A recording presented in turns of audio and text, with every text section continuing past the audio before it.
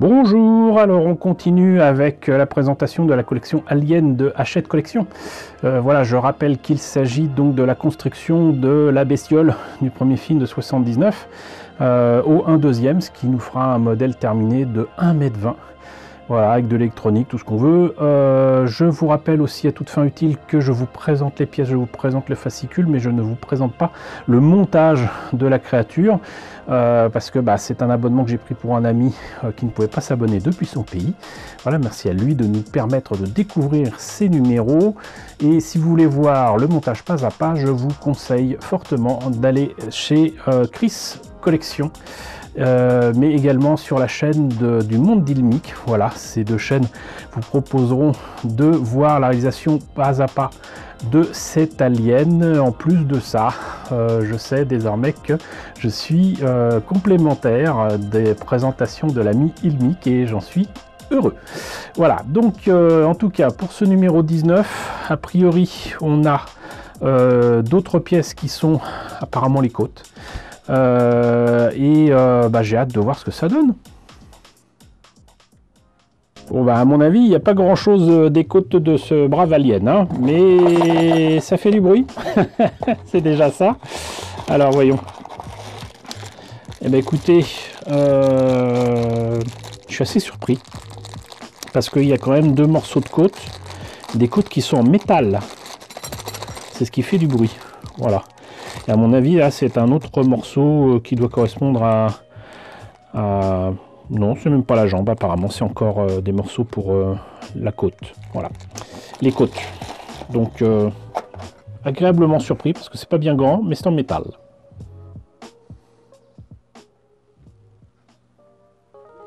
Alors, effectivement, les côtes droites. Mais je me demande quoi ça correspond, ce machin-là. Alien, une musique grandiose. Ah, super. Voilà. Parce que mine de rien, les musiques dans les deux premiers films sont assez différentes, parce que la première musique on la doit donc à Jerry Goldsmith, un de mes compositeurs de films préférés, mais le second film on doit les musiques aussi à James Horner, donc voilà, deux compositeurs que j'aime beaucoup. Le retour de l'hypersommeil, alors ça on en avait un tout petit peu parlé, concernant l'utilisation de miroirs. Les côtes droites, côte droite, support des côtes droites. D'accord. Ok. Ça fait bizarre. Alors, Alien, une musique grandiose. Véritable prodige esthétique, Alien doit aussi beaucoup à la subtilité et virtuosité de sa bande originale. Son compositeur Jerry Goldsmith peut à ce titre être considéré comme un des créateurs essentiels du long métrage. Oui, sauf que il a composé plein de morceaux que j'ai réécouté avec plaisir quand je m'étais acheté le 33 tours il y a bien des années, mais je me suis vite rendu compte que ça ne correspondait pas trop à ce que je voyais dans le film. Pour une raison très simple, c'est que Ridley Scott n'en a fait qu'à sa tête. Et il a utilisé d'autres morceaux de Jerry Goldsmith sans le tenir au courant, sans le consulter. Et en fait, il y a des morceaux d'autres films qui apparaissent dans Alien. Et il paraît que ça n'a pas plu, hein, évidemment. Mais ça n'a pas empêché Jerry Goldsmith de retravailler avec Ridley Scott, notamment sur un de mes films préférés, même s'il fait un peu kitsch, qui est Legend. Voilà, un des premiers films avec Tom Cruise. Mais le problème, c'est que cette musique de Jerry Goldsmith sera remplacée aux États-Unis par une composition faite à la dernière minute par un groupe pourtant pas vilain, qui est Tangerine Dream. Et c'est bien dommage parce que pour moi la composition de Legend est un des plus beaux, comment dirais-je, des plus belles compositions de Jerry Goldsmith. Une musique qui entre guillemets s'écoute toute seule sans le film, c'est absolument merveilleux. Mais bon, donc percussion, corde, dissonante, note suspendue, montée soudaine de cuivre en sourdine. Ça c'est le style de Jerry Goldsmith qu'il avait adopté depuis longtemps. Hein. Écoutez ce qu'il a fait pour des films comme La planète des singes, mais également ensuite écoutez ce qu'il fera assez étonnamment dans Star Trek, le film de 79 aussi, puisqu'en 79 c'était l'année Jerry Goldsmith, hein, il y avait le film Alien et le film de Star Trek. Et dans Star Trek c'est beaucoup plus monumental, on va dire, dans le genre, mais on retrouve quand même quelques éléments, notamment la façon dont il il a composé la musique pour Vidger. Mais bon. Alors, générique d'Alien vient de prendre à revers tous ceux qui pensaient voir avec ce film un vulgaire ersatz de la guerre des étoiles. Son compositeur, Jerry Goldsmith, venait d'obtenir l'Oscar pour sa fabuleuse partition chorale de La Malédiction. Effectivement. Ce thème d'ouverture est le troisième que Jerry Goldsmith doit composer pour Alien. La création de la bande originale n'a en effet rien d'une promenade de santé. Le réalisateur Ridley Scott ne peut contrôler à 100% les couleurs et les harmonies de la bande originale avant d'entendre pour la première fois rugir l'orchestre. Avec son monteur Terry Rawlings, Scott avait pris soin de concocter une musique temporaire très précise afin de guider Goldsmith.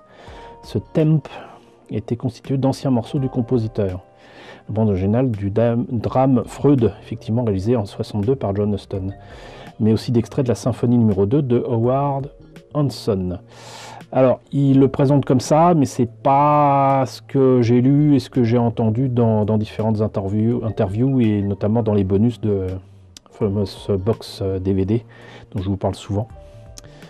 Mais bon, s'ils ont fini par retravailler ensemble, j'imagine que c'était pas si grave que ça. Réécriture. Ok, œuvre puissante mais paradoxale, tiraillée entre les ambitions émotionnelles de Jerry Goldsmith et les expérimentations sensorielles de Ridley Scott. La bande originale d'Alien représente tout de même une date importante dans l'histoire de la musique de la science-fiction. Succès international du film aidant, les deux artistes se retrouveront 5 ans plus tard pour les besoins de Legend. Voilà. C'est beau quand même. Toutefois, seul le montage international du film contiendra le score de Goldsmith, la version américaine beaucoup plus courte, héritant d'une musique synthétique signée par le groupe allemand Tangerine Dream. C'est qui le meilleur? Voilà, et là il y a le portrait de Jerry Goldsmith. Ça fait plaisir, ça fait plaisir. En hypersommeil dans Aliens, le retour. Cette photo est vraiment très vilaine. On a l'impression qu'ils sont en train de dormir dans de la gelée de groseille. Alors que, voilà, là, c'est la couleur du film, il me semble. Hein. C'était comme ça, alors que là, c'est tout rouge. Bref, au début d'Aliens, le retour, Ellen Ripley est retrouvée endormie à bord de la navette Narcissus. Continuité et créativité. C'est très difficile de faire une suite, explique le réalisateur par James Cameron dans les bonus du DVD du film. Comme pour d'autres éléments de son film, si James Cameron développe une longue séquence d'entrée autour de la salle d'hypersommeil, c'est bien évidemment parce que le voyage dans l'espace le réclame, mais aussi pour placer son œuvre dans un esprit de continuité par rapport au premier film de Ridley Scott. Et ainsi rassurer les fans. Toutefois, comme il le précise lui-même, il faut imprimer sa marque à ce décor qui avait tant marqué les esprits en 1979. Hiver intersidéral. Comme une station de lavage. Alors, le concepteur visuel du film, Sid Mead, explique ainsi dans le livre Alien, toutes les archives. Je voulais quelque chose de très mécanique. Les gens travaillent pour le gouvernement. Le vaisseau n'est donc pas un 5 étoiles. Ça sert juste à les maintenir en vie et physiquement intacts jusqu'à leur réveil. Visuellement, c'est presque brutal. Ce n'est pas beau, c'est juste fonctionnel. J'ai également créé une douche qu'il faut traverser. Cameron m'a dit d'imaginer une station de lavage automobile, mais pour les humains, c'est ce que j'ai fait. Les miroirs de l'illusion. Les miroirs de l'illusion, même si le budget alloué à Aliens, le retour, est au départ plus conséquent que celui d'Alien, les concepteurs du film font vite face à des problèmes financiers au moment de tourner la scène d'hypersommeil. L'argent fait défaut, le décor est bien construit, mais l'équipe de décoration ne peut pas acheter les pneumatiques qui doivent permettre aux capsules de se soulever et doit improviser à l'aide de câbles.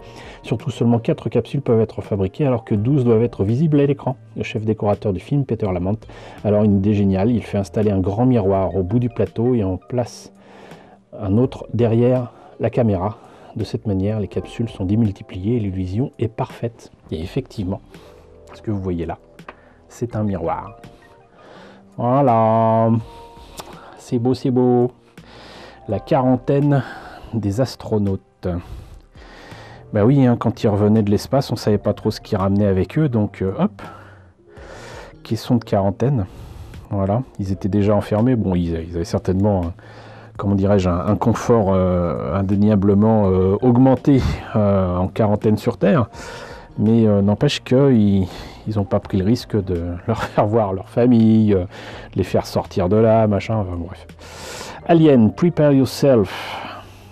C'est vraiment très moche, je comprends que ça n'ait pas été retenu, les portfolios là. Enfin bon.